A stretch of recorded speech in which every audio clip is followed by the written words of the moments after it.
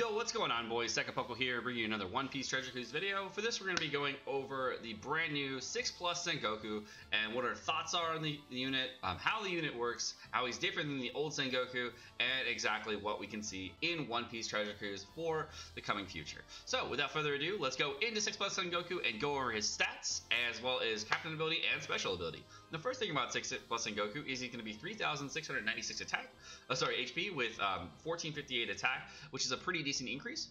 398 recovery, 4 combo hit, 5 sockets retained there, and of course he stays at that 54 cost, just so that you can make sure that you will be able to get the 6-star Sengoku and the 6+ Sengoku together if you ever wanted to do it like that. So it also makes it so the captain ability can stay the same and not have to worry about anything else. So the captain ability is going to reduce the cooldown by 2 turns at the start of the adventure and boost attack of all characters that are 29 cost or lower by 3.25. He's also going to boost their HP by 1.2. So that's an increase for HP and an increase for their damage by a significant chunk. So if you did not know, what I'm going to do here is show the difference in the damage in the multiplier.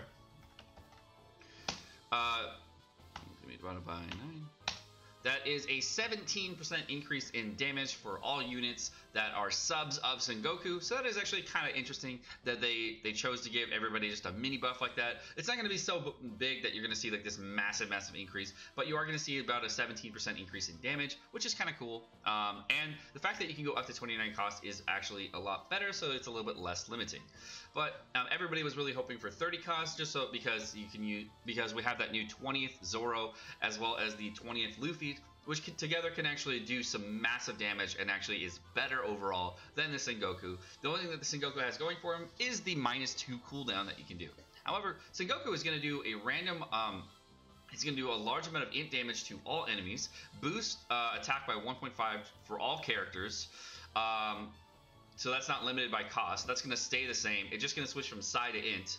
That part's the same. The additional part that they added on for the 6+ is for characters that are 29 cost and below, it's going to change orbs into matching.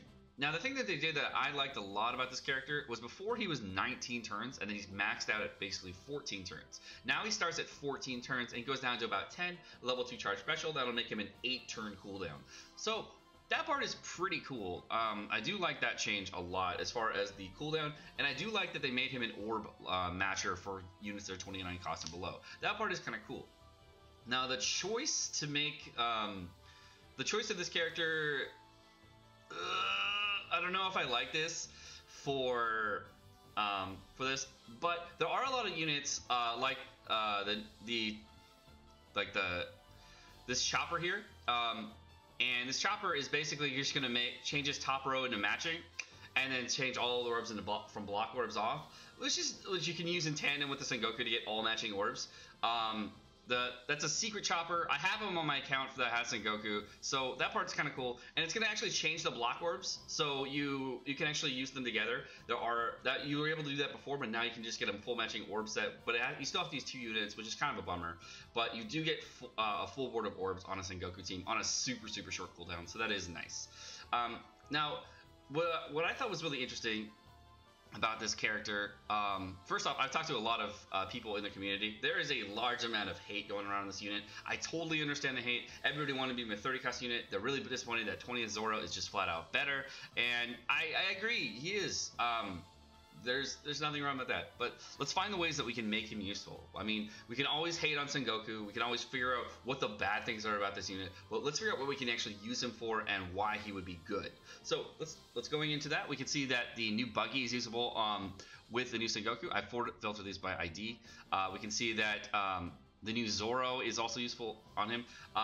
And then the newest units that it can be used on his team were already usable on his team, like Momonosuke, which is not very useful. That Boa Hancock we already use. This Tony Shine Chopper was already on his team. Anniversary Sandra's on the team. So if I get rid of all of these, you can see that you can't really see it here, but let me move it over. So there's about 14. Let me move this up.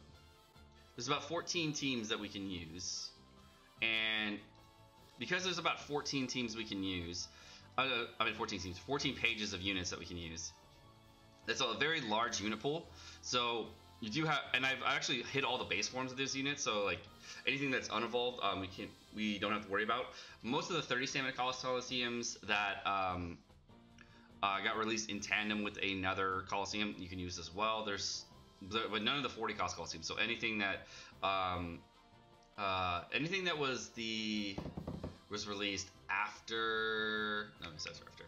Anything that was a 50 stamina version Coliseum, you can't use. But you can use a lot of the 30 stamina Coliseums, which is really cool. Increasing the unit pool is actually a really nice change. I do like that a lot. Most of the units that are on here, as far as new units, these are all old units that you could already use on the team, which is really unfortunate. So what I'm going to do is I'm going to change the filter cost from 1. I'm going to go to 21 turns. Now you can see the increase in the units, but what you really see, in my opinion, is that Bandai has not released any units between 21 and 29 cost in a long time. Like, look at that. Like, the last time was Momonosuke, and then he sucks. So the last time before that was Stronghold Frankie. Like, that part is like, what the heck, Bandai? Why are you releasing all these rare recruits at 30 cost that would be so fire for this team, but you can't use them? It's like, yeah, you guys are mean. That part's mean. That part I don't like. But you can see that the whole Stronghold batch you can use. I think you can use some of the 3-day 2i batch as well. I'm not sure. No, I don't think you can actually. So you can use the old rare recruits like Jabra, Khalifa, things like that. You can use Ivankov on the team finally. Like use Hack. You can use which I think is the most interesting unit you can use is you can use a Squard, and that is actually really interesting because with the Squard limit break, he can actually go down to 10 turns with his full limit break system, and that means with Sengoku, he's basically a 4-turn 1.75 orb booster, which is kind of cool. That part's kind of cool. 4 turns. 4-turn 1.75. How can I just blow up this raid faster? So that part is really interesting to me. Koalo, that was on a 10-turn cooldown, would now be also a 4-turn cooldown. That part's cool. I don't know what Whitey Bay's cooldown is. Let's see if we can see that. Whitey Bay's cooldown is 12 turns, which makes her a 6-turn cooldown. That's basically any raid, you're fine, because that's conditionals. Oh, not conditional, preemptives. So you can use Whitey Bay on the team. You can use the old Strongholds. You can use basically the old Whitebeard Pirates. I don't think you're gonna use any of those. And we can use Red Recruit Kid. That's about it. For all the non-farmable units for the rare recruit pool, it really did not increase the unit pool that well. You can use this Happiness Punch Nami, so if you get all Psi Orbs, you can actually switch those to Int Orbs, but seeing how he's an Orb Manipulator himself, it's kind of like whatever. That part is kind of weird, but okay. Let's go ahead and go to the farmable pool of units and see what we can get as far as... There's only 5 pages of 21 to 29 cost units. You can see we have the new Coliseum Icaros, we have Fortnite.Q, we got Lafitte, we have Thunderlord McCry, of course. We have Coliseum Ryuma, Coliseum Helmeppo, which is kind of an interesting choice. If HP below 5,000 at the time the special is activated, boosts attack of driven and slasher units by 1.75. Probably not going to use him, but even though he's on 11 turn, unless you're making a driven team all below your units, which could be happening. This is an interesting unit you can use. The new Coliseum Arlong, which has extremely high attack, I might add. He's an int unit also.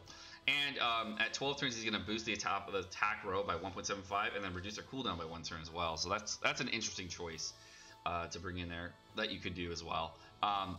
This was the weirdest thing ever.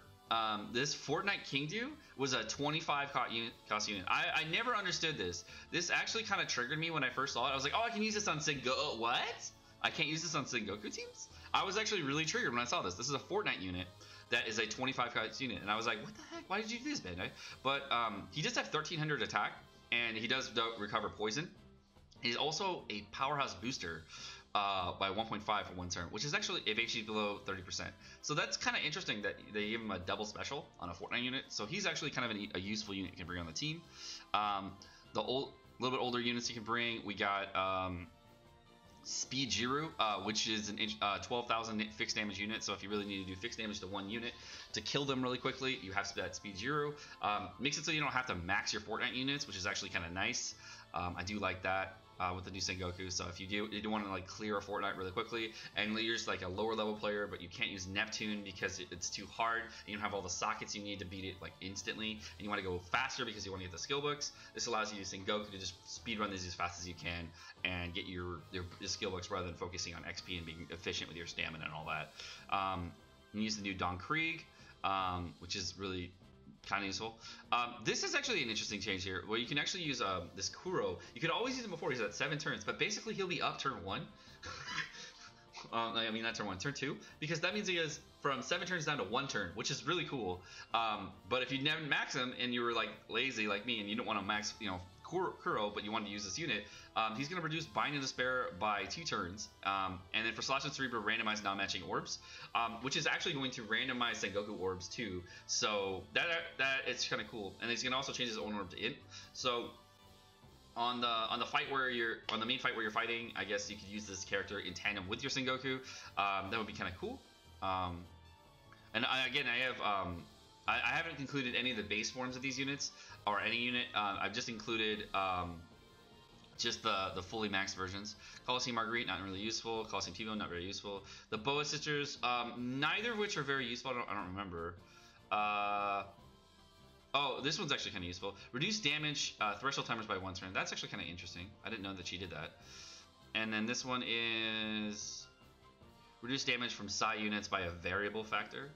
Oh, so it's like, I think it works like Khalifa special. So if you're below 10% HP, you can just negate all the damage. That's kind of cool. Let's see, is there any other units that are like super useful with this? We got Saga, Ebone, Ors, not really. None of these use. As we get lower in the list, they go faster because none of these become like very useful. Okay, so let's go ahead and we'll take off Farmable, and we're gonna do. Now we're gonna just see the unevolved forms. We can see we can use unevolved Lucy, which is kind of an interesting thing. If you really wanted to, you could put unevolved Lucy on that team. You can use unevolved Sicilian, which is interesting as well, which I think is still a 2 times booster for Int. So if you really wanted to put Coliseum Sicilian on there, he does max at a really short cooldown. It's like 12 turns. So I mean, that would be also a great unit to bring. You can use unevolved Coliseum Nekomamushi, unevolved Coliseum Inarashi. All these unevolved Coliseums are actually really interesting to see if anybody's going to actually use them like that and evolve and max out their unevolved Coliseums. I don't think there's anything else that's like super good here. Let's see, unevolved Danton Zhao, if you really want to get that HP cut in. I don't know if he scales the same. Yeah, it's the same. So unevolved Danton Zhao would be an interesting choice. I would actually be very interested in seeing somebody use some of these characters that are unevolved and get them fully maxed out so that you can use them with Limit Broken Sengoku, or no, I mean not Limit Broken, 6+ Sengoku. And I don't think there's anything else that I would use. There's Conjuro Kinemon, of course, but who cares? I guess Kinemon would be a good choice because here's that. Basically, let's see if there's anything else. Gecko Moria. That would be. He makes it at 700 damage. He still gets a 300,000 fixed damage on 16 turns. That would be an interesting unit to see somebody max out and put on that team. I don't think there's going to be a ton of units that you're going to use that are going to be like super useful, but it did increase the unit pool, which is kind of interesting. I do like that they increased the unit pool.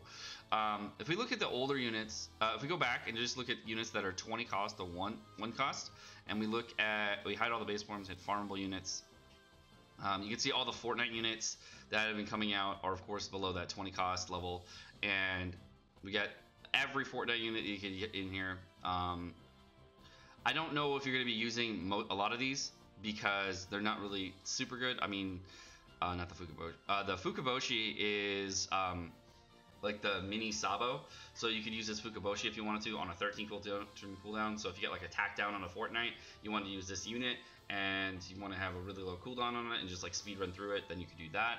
Allows you to do that, use that unit.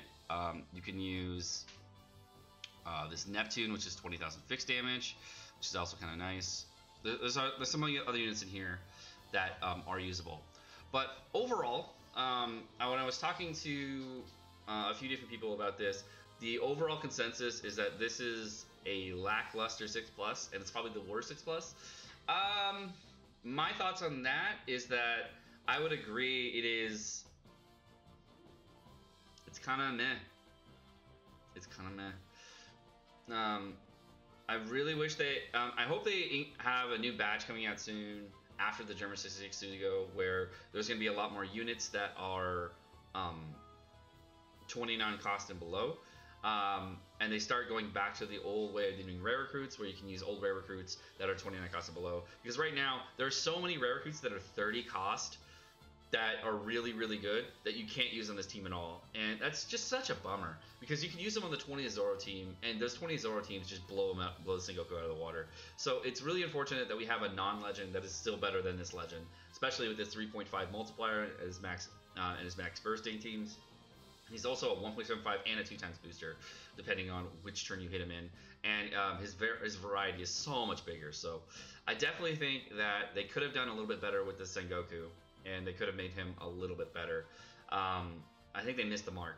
Now, there is some speculation on limit breaking with Sengoku and increasing his captain ability to do 30 cost, which is possible. And if they did 30 cost and they increase his attack multiplier to 3.5, as well as the HP boost at 1.2, as well as all characters of 54 cost, and it stays at 3 times or goes up to 3.25, that would also be really good. And that would be a welcome change, and that would make this a little bit better. However, everybody is still really disappointed at the attack boost at 1.5, especially because we have the new Raid Rayleigh that just came out on global, and it will be released on Japan at some point, I believe, but they haven't announced when, because we're doing Raid Caesar, giving everybody a 1.75 boost. So that part is just like this big old punch in the face, and without saying the other, very colorful way of saying that, it just doesn't feel good, man. I don't want this unit. I'm not craving this unit. There's no hype behind it. It's kind of a letdown. I was a little hoping for the next 6 plus being Sanji, because they are releasing the German batch. That would be like, oh, that would be so cool. German batch and Sanji. The number one character I think needs a limit break at this point is the Legend Kizaru, because they just released a free-to-play character that just blows him out of the water. But they use the new Legend Kizaru as a sub. So I'm hoping they keep the Admiral theme going, because they did the 6 plus Kuzan. The only Admiral that does not have a 6 plus or limit break right now is Legend Kizaru. So I'm really hoping they do some kind of really cool thing for Legend Kizaru. And I hope he'll be released sometime in November. December. I hope that will happen then. So, with having said that, I am Sekapoko, guys. Thank you so much for watching. I hope you enjoyed the video. If you did enjoy the video, please hit the like and subscribe button down below. And of course, have a great rest of your day. Peace.